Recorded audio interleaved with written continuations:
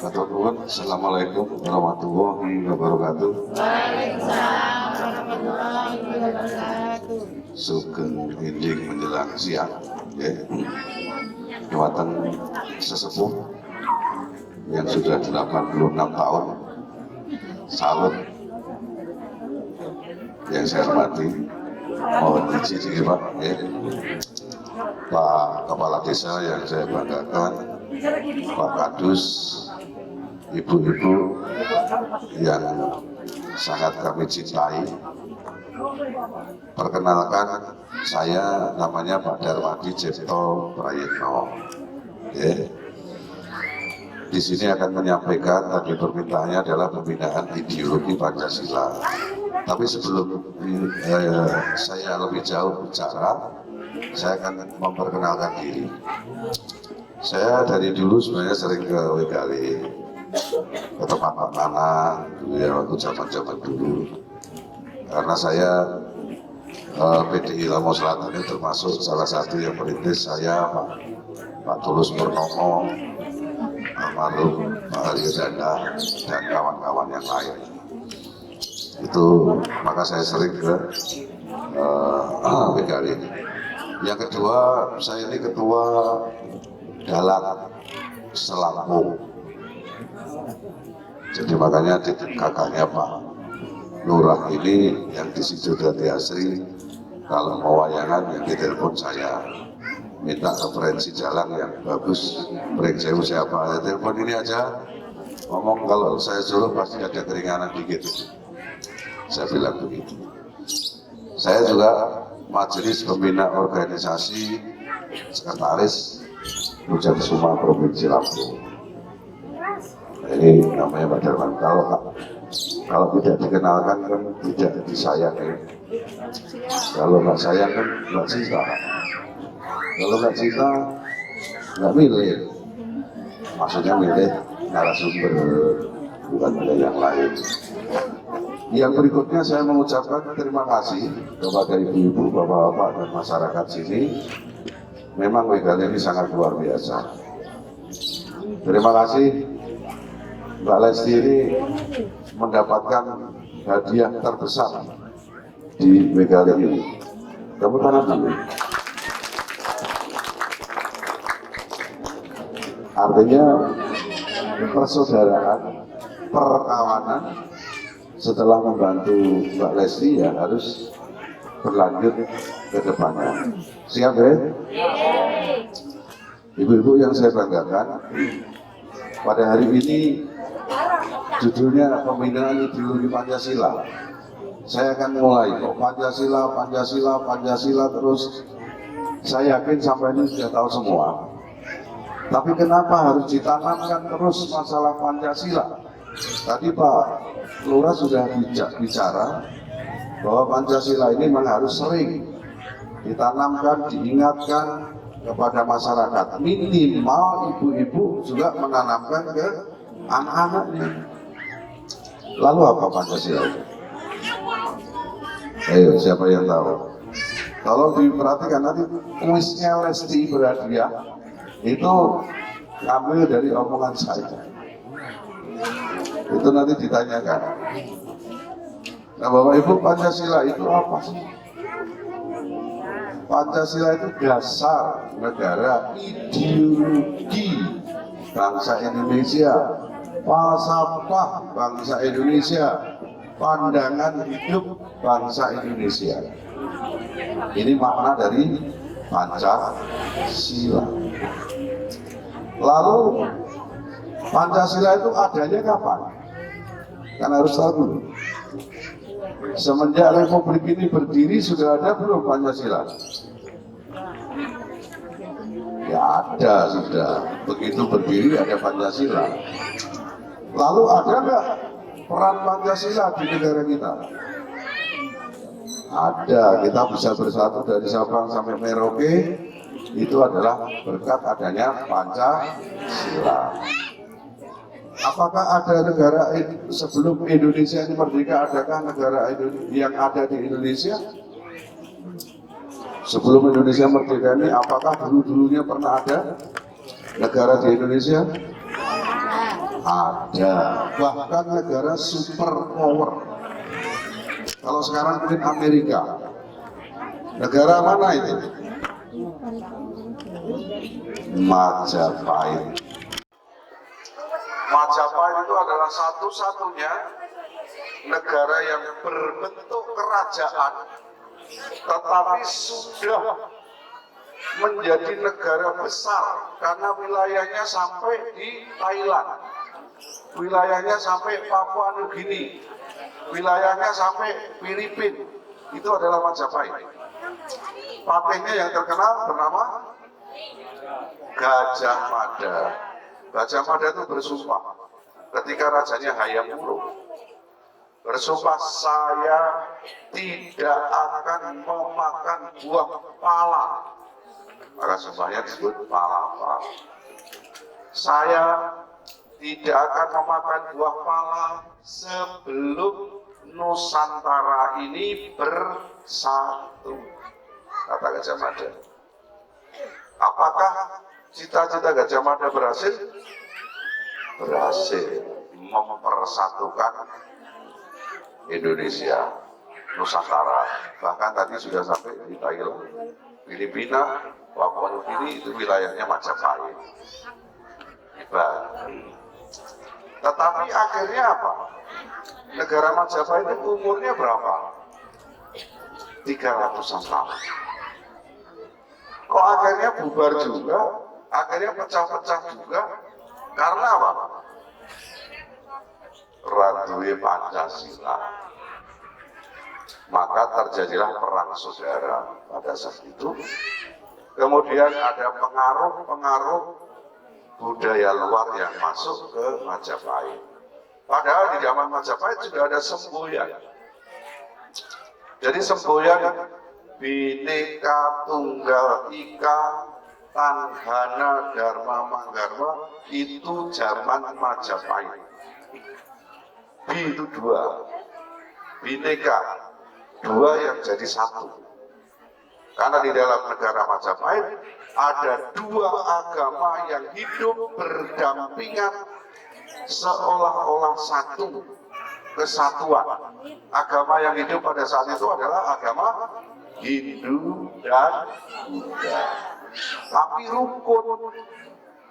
Makanya semboyannya oleh Sotasoma Putantular di dalam buku kitab Sotasoma Bhinneka Tunggal Ika yang sekarang dipakai juga. Lalu merah putih Majapahit itu setelah menang perang, menaklukkan Thailand misalnya, pulang bawa umbul-umbul. Umbul-umbulnya warnanya apa? Merah putih. Itu sudah dari zaman Majapahit. Tetapi tadi saya katakan akhirnya bubar juga. Tapi itu sudah berapa tahun? 300-an tahun lebih. Nah, Indonesia baru berapa? 78 tahun, 78 tahun. Akankah kita menyamai Majapahit atau lebih bahkan abadi sampai berakhirnya dunia kiamat tetap ada Indonesia? Itu tergantung kita semua, tergantung bangsa Indonesia. Yang pertama Majapahit. Yang kedua ada negara besar lagi, Sriwijaya.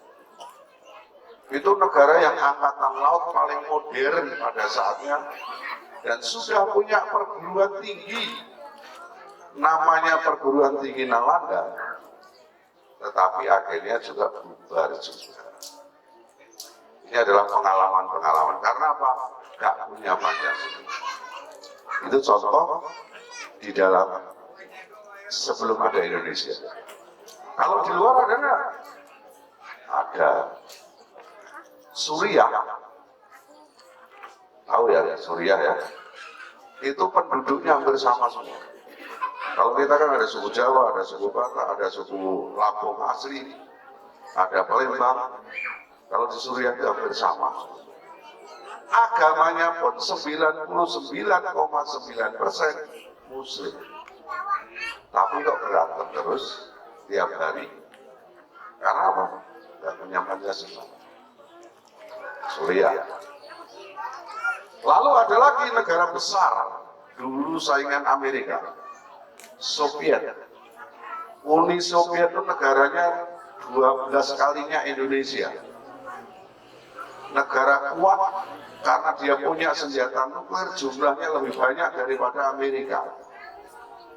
Tetapi juga ketika presidennya bernama Mikhail Gorbachev, dia membuat kebijakan glasnost dan perestroika. Kalau di Indonesia mungkin reformasi. Semenjak itulah Rusia berkeping-keping menjadi 14 negara. Ada Soviet ya namanya dulu. Setelah pecah ada yang menjadi Rusia, ada yang menjadi Ukraina. Nah, Ukraina yang perang sama Rusia ini dulu sama bagian dari Soviet. Ada Uzbekistan, ada Azerbaijan. Jadi pecah menjadi 14 negara. Negara kuat karena nggak punya Pancasila.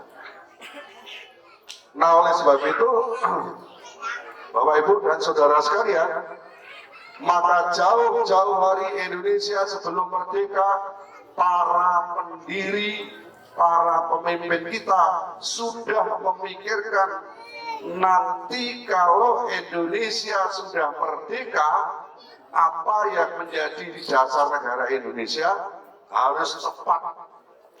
Kita liberalis tidak mau, gaya-gaya Eropa nggak mau. Kita cara komunis juga nggak mau. Tetapi harus ada paham yang betul-betul bisa dijiwai oleh bangsa Indonesia. Itu jauh sebelum Indonesia merdeka sudah ditawarkan oleh para pendiri republik. Nah, Indonesia ini kok apa sih? Setelah negara-negara besar tadi saya sebutkan, Indonesia kok dijajah sama siapa? Yang jajah Indonesia? Belanda. Selama 350 tahun. Makanya kalau Belanda yang jajah itu ciri-cirinya masyarakatnya digobloke. Kenapa digobloke? Karena biar nggak ngelawan dia. Jadi kalau Belanda, tapi kalau penjajahnya Inggris, itu masyarakatnya dipinterkan, disekolahkan. Contoh Malaysia, jajahan Inggris, nah, itu ciri-ciri jajahan Belanda. Maka itu mudah dipecah belah. Itu udah dari zaman Belanda. Maka kenapa Mataram jadi Jogja dan Surakarta? Itu Belanda. Supaya Indonesia nggak kuat, Mataram dipecah. Jogja pun dipecah lagi, ada Pakualaman. Solo juga dipecah lagi. Ini adalah licinnya Belanda. Bapak Ibu, Indonesia dikuasai Belanda 350 tahun yang dipaksa-paksa kerja rodi membangun jalan dari Anyer itu ujung Banten sampai Penarukan itu ujung Banyuwangi. Itu dipekerjakan paksa. Lalu setelah Perang Dunia Pertama, menjelang Perang Dunia Kedua, Belanda kalah. Maka masuklah ke Indonesia bangsa mana? Yang jajah jadi mana? Jepang. Jepang kok bisa masuk Indonesia? Karena Jepang itu mengaku saya itu saudara tua. Saya akan membebaskan kamu dari penjajah. Maka Jepang dengan gampangnya masuk ke Indonesia. Tapi yang katanya saudara kita ternyata lebih bengis dari Belanda. Zaman dulu, zaman Jepang nih, nggak ada kain-kain seperti ini. Mungkin Bapak ini lebih tahu. Zaman Jepang itu adanya karung goni. Maka celana juga terbuat dari karung goni. Maka pada saat itu penyakitnya apa? Tomokato. Kutu tapi di celana, karena celananya terbuat dari karung. Nah itu dipakai. Nah, saksi masih ada zaman Jepang. kerja rodi. Tetapi setelah Jepang ini juga terdesak oleh sekutu, akhirnya memanggil tokoh-tokoh Indonesia untuk dijanjikan kemerdekaan. Yang dipanggil Soekarno, Maramis, kemudian Muhammad Yamin, dan lain-lain. Kata Jepang, hei, kamu tokoh Indonesia, kamu akan segera saya beri kemerdekaan. Tetapi sebelumnya, kamu siapkan dulu sebuah lembaga untuk mempersiapkan kemerdekaan. Waktu itu disambut oleh pemimpin-pemimpin pendahulu kita. Maka dibentuklah yang namanya BPUPKI. Bahasa Jepangnya Diskurusi Sumbi Chosakai. Jepang. Kemudian BPUPKI itu anggotanya ada berapa? 60-an orang. Diketuai oleh Dr. Rajiman Widyodiningrat. Maka melakukanlah sidang. Yang dalam sidang itu, saudara-saudara, kata ketuanya, kita akan menentukan sidang-sidang ini adalah rumusan dasar negara Indonesia ketika nanti Indonesia merdeka. Maka sidanglah pertama kali, yaitu pada tanggal 29 Mei. Ingat, 29 Mei 1945 dibuka sidang BPUPKI pertama. Kata ketua BPUPKI, saudara-saudara sekalian, dengan ini sidang saya buka. Yang akan menyampaikan ide gagasan pertama kali mengenai dasar negara Indonesia adalah Mr. Muhammad Yamin. Maka Muhammad Yamin maju. Dengan berapi-api juga Muhammad Yamin mengatakan, saudara-saudara sekalian, Indonesia merdeka nanti, saya menginginkan dasarnya Indonesia adalah 5. Yang pertama, peri kebangsaan. Yang kedua, peri kerakyatan. Yang ketiga, peri ketuhanan. Yang keempat, peri kerakyatan. Yang kelima, kesejahteraan rakyat. Kata Muhammad Yamin, saudara-saudara sekalian, apabila Indonesia merdeka nanti menggunakan dasar ini, maka saya akan bangga terhadap bangsa Indonesia kelak. Sidang pertama ditutup. Saudara-saudara sekalian, terima kasih kepada Mr. Muhammad Yamin yang sudah menyampaikan. Nanti akan kita bahas lebih lanjut. 29 selesai sidang pertama. Kemudian sidang yang kedua pada tanggal 31 Mei 1945. Yang menyampaikan adalah Mr. Supomo. Saudara-saudara sekalian, sidang kedua BPUPKI saya buka. Kepada Mr. Supomo, saya persilakan menyampaikan ide gagasannya tentang Indonesia, dasarnya nanti apa. Mr. Supomo juga maju ke depan, mengatakan, saudara-saudara sekalian, saya akan menyampaikan apa dasar Indonesia ketika Indonesia nanti merdeka. 5 juga. Hampir sama semua. Hanya Mr. Supomo ini ada pasal, ada poin yang menyampaikan keseimbangan lahir dan batin, itu nomor 3. Kemudian nomor 2-nya saya agak lupa. Yang penting jumlahnya 5 ya. Ya. Sidang kedua ditutup sebagai kekayaan yang akan dibahas kemudian. Nah, saudara-saudara sekalian, pada tanggal 1 Juni sidang ketiga. Ya, sidang ketiga 1 Juni. Yang menyampaikan adalah Insinyur Soekarno. Apa yang disampaikan oleh Soekarno? Pertama, Mr. Rajiman membuka, saudara-saudara sekalian, pada sidang ketiga yang merupakan sidang terakhirnya bangsa Indonesia. BPUPK ini akan disampaikan oleh Saudara Insinyur Soekarno. Soekarno membuka, Assalamualaikum warahmatullahi wabarakatuh. Saudara-saudara sekalian, ini hanya kutipan. Tapi memang orang menyampaikan salam wajib hukumnya menjawab. Saudara-saudara sekalian, Indonesia yang kita cita-citakan sampai saat ini belum merdeka.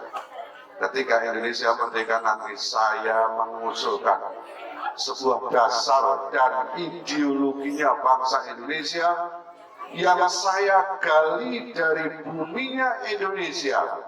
Karena ide dasar kolonialisme saya menolak. Karena ide dasar komunisme saya juga menolak. Maka saya ingin Indonesia ketika merdeka nanti adalah dasarnya 5 juga itu. Kebangsaan Indonesia, internasionalisme yang kedua. Yang pertama adalah kebangsaan, yang kedua adalah internasionalisme atau peri kemanusiaan, yang ketiga adalah kerakyatan, yang keempat kesejahteraan sosial, yang kelima ketuhanan, yang kebudayaan.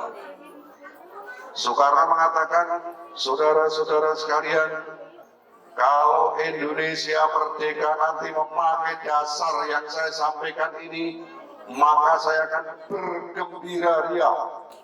Maka akan saya dapatkan sebuah bangsa Indonesia yang kelak menjadi bangsa yang besar.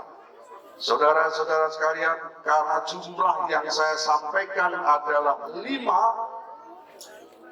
waktu itu Soekarno bertanya juga, saudara-saudara sekalian, saya ingin bertanya, apalagi yang jumlahnya 5? Pandawa, yang usul itu betul.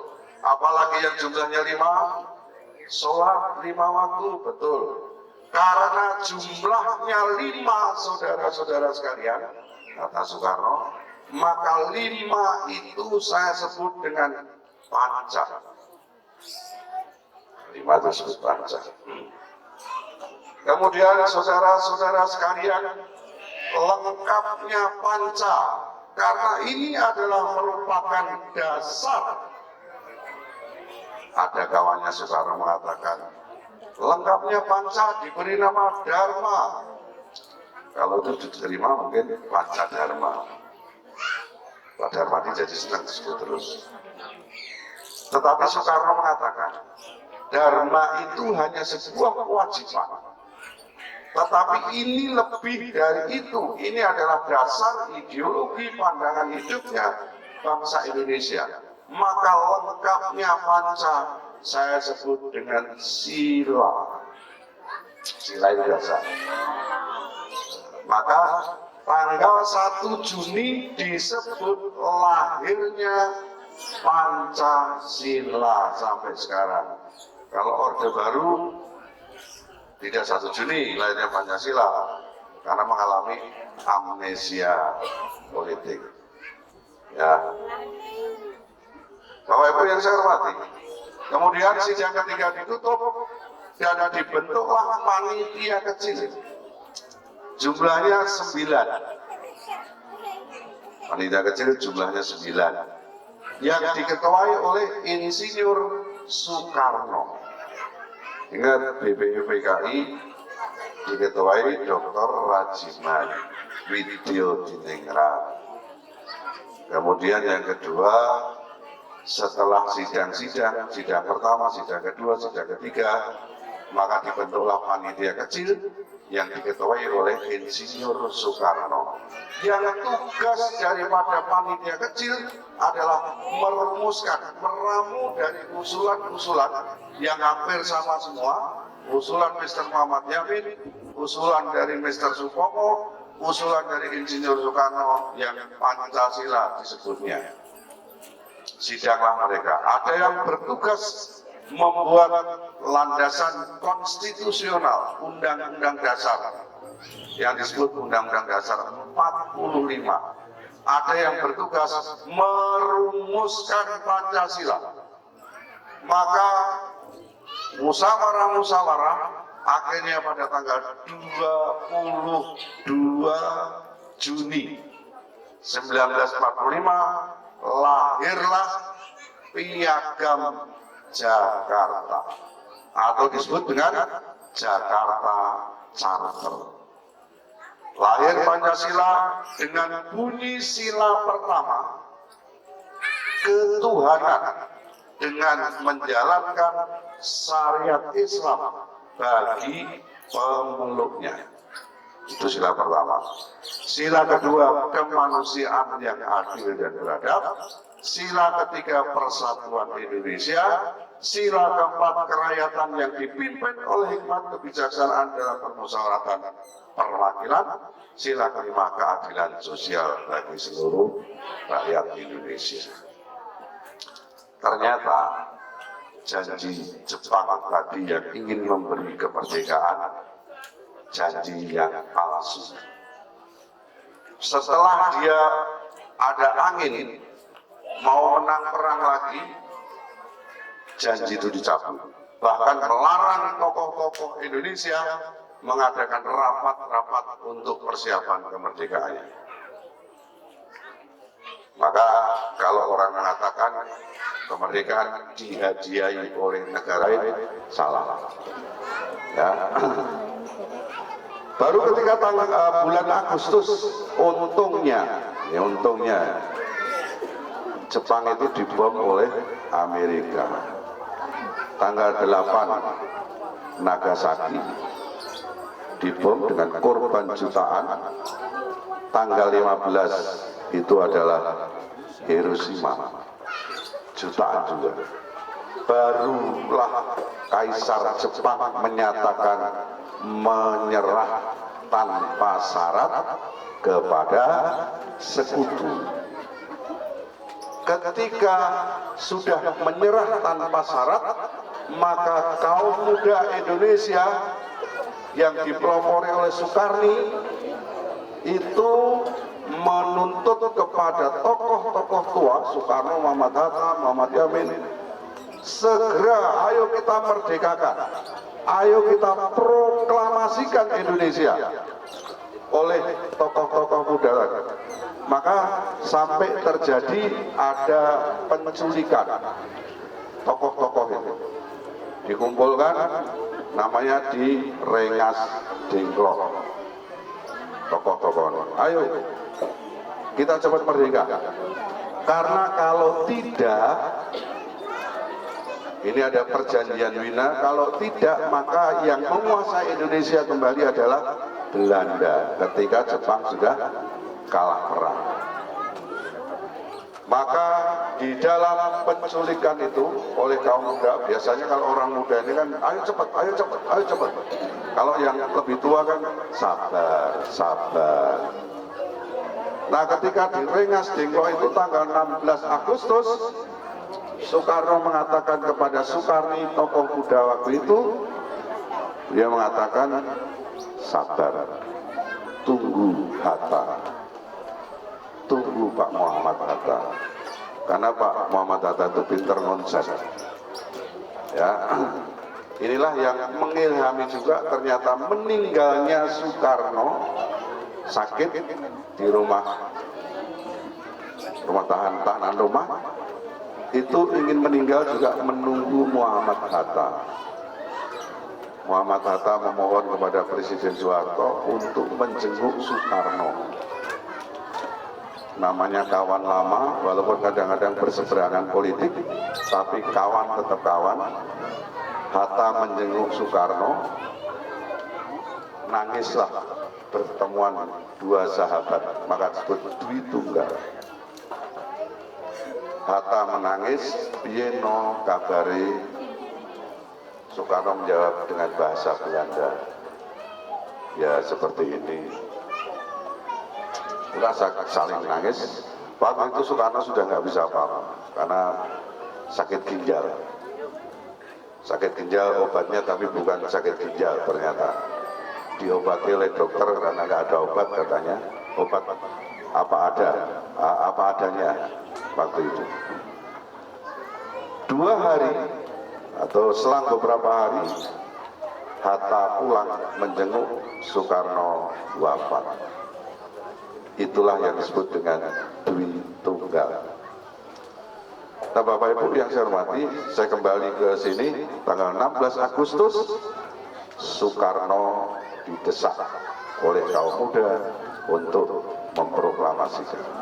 Akhirnya Muhammad Hatta datang, dibuatlah konsep proklamasi. Makanya proklamasi itu coret-coret gitu ya. Itu karena memang banyak pemikiran. Besok jam 10 bulannya puasa, harinya Jumat, dibacakanlah teks proklamasi oleh Soekarno-Hatta yang bunyinya, proklamasi kami bangsa Indonesia dengan ini menyatakan kemerdekaan Indonesia. Hal-hal mengenai pemindahan kekuasaan dan lain-lain diselenggarakan dengan cara seksama dan dalam tempo yang sesingkat-singkatnya. Jakarta, 17 Agustus 1945. Atas nama bangsa Indonesia, Soekarno-Hatta. Hari itulah, detik itulah Indonesia merdeka, terbebas dari penjajah. Lalu perjalanannya, apakah merdeka itu langsung bisa seluas-luasnya? Karena ternyata ada syarat. Secara de facto faktanya sudah diproklamasikan. Tapi secara de jure itu menurut hukum. Ternyata syaratnya harus ada pengakuan dari negara luar. Nah, datanglah Mesir mengakui, Arab mengakui. Artinya sah secara hukum dan secara nyata Indonesia sudah ada. Kemudian setelah tanggal 17 menjelang tanggal 18,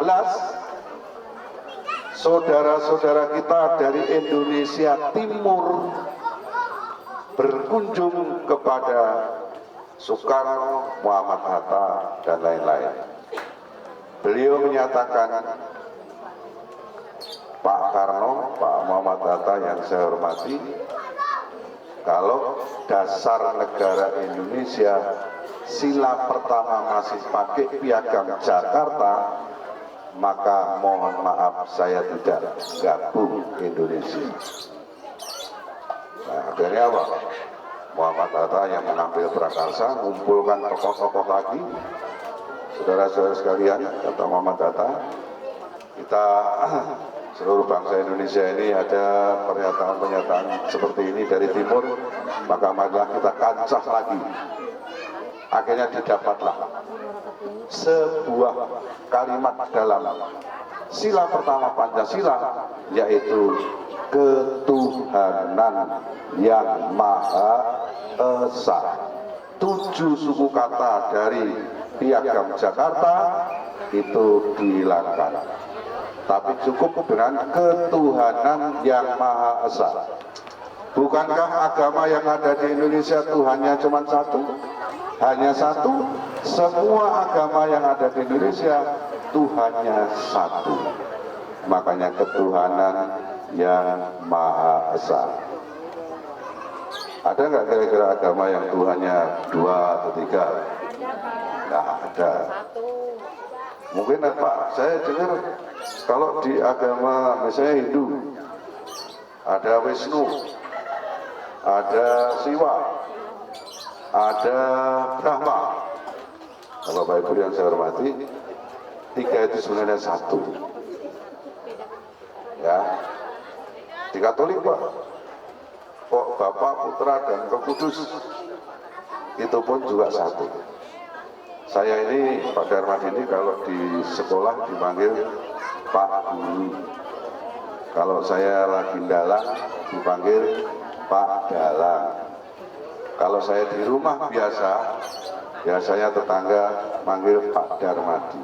Tiga kan, tapi orangnya satu. Nah, itu makanya penegasannya adalah Indonesia, semua agama yang ada di Indonesia itu berketuhanan yang Maha Esa. Bapak Ibu yang saya hormati, tanggal 18 ditetapkanlah Undang-Undang Dasar 45 yang di dalam pembukaannya itu tercantum rumusan resmi daripada Pancasila, bahwa sesungguhnya kemerdekaan itu adalah hak segala bangsa, dan oleh sebab itu maka, dan lain-lain sampai 4 alinea keempat itu memuat Pancasila. Maka Pancasila tidak bisa diganti. Nah, selamat datang Mbak Lesti Putri Utami, karena masih muda. Sudah pernah ketemu belum Bu? Ya, ini ketemu lagi. Ya, sambil melihat menyambut kehadiran Mbak Lesti, saya lanjutkan supaya utuh dalam menjelaskan Pancasilanya. Bapak Ibu, setelah resmi ditetapkan Undang-Undang Dasar 45 sebagai landasan konstitusional, lalu Pancasila merupakan dasar dan ideologi Pancasila, maka berdiri tegaklah Indonesia dari Sabang sampai Merauke.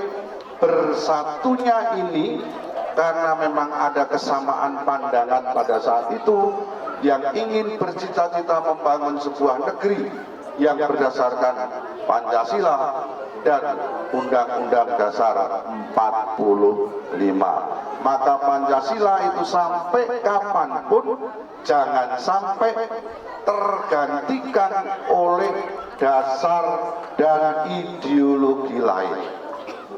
Pak, ada nggak sih gangguan Pancasila? Ada. Gangguannya apa? Yang pertama adalah yang ingin menggantikan Pancasila, komunis.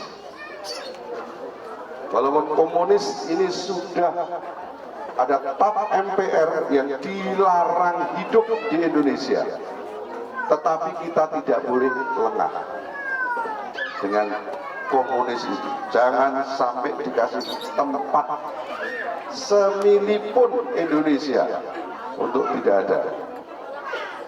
Yang kedua adalah radikalisme. Radikalisme itu ingin memaksakan kehendak, dengan pemikiran saya harus kamu ikuti. Itu adalah ancaman. Yang ketiga adalah terorisme, dengan tindakan-tindakan teror yang ingin memaksakan kehendaknya. Ini merupakan gangguan terhadap Pancasila. Yang berikutnya adalah khilafahisme, paham-paham khilafah. Itu juga tidak sesuai dengan Pancasila. Makanya kalau masuk dalam organisasi, pelajari dulu anggaran dasarnya, apakah berasaskan Pancasila atau tidak. Nah, itu harus dipelajari. Masuklah organisasi yang asasnya adalah Pancasila. Yang intinya ya, yang intinya di dalam Pancasila itu kata Soekarno, kalau 5 sila ini terlalu banyak bisa dijadikan Eka sila, yaitu gotong royong. Bapak Ibu yang saya hormati, saya sudah diberi kode 3 menit lagi, tapi masih 2,5 menit.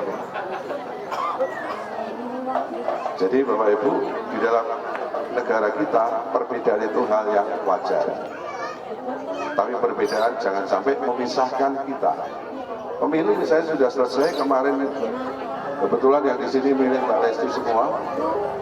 Andai kata ada yang belum memilih, ya jangan sampai cemberut-cemberutan, jangan sampai lirik-lirikan, karena itu yang menjadikan kita akan terpecah belah. Siapapun pilihan pemimpin kita, presiden yang jadi siapa, dengan proses yang bagus, yaitulah pemimpin kita yang tidak perlu diprotes. Saya kira demikian yang bisa saya sampaikan. Nanti kalau ada pertanyaan, halo, jangan ngobrol dulu. Kalau ada pertanyaan silakan sampaikan ke saya boleh, atau siap-siap dengan kuisnya Mbak Lesti. Siap-siap dengan jawabannya. Terima kasih. Lebih dan kurang saya mohon maaf yang saudara. Dan saya akhiri, wassalamualaikum warahmatullahi wabarakatuh.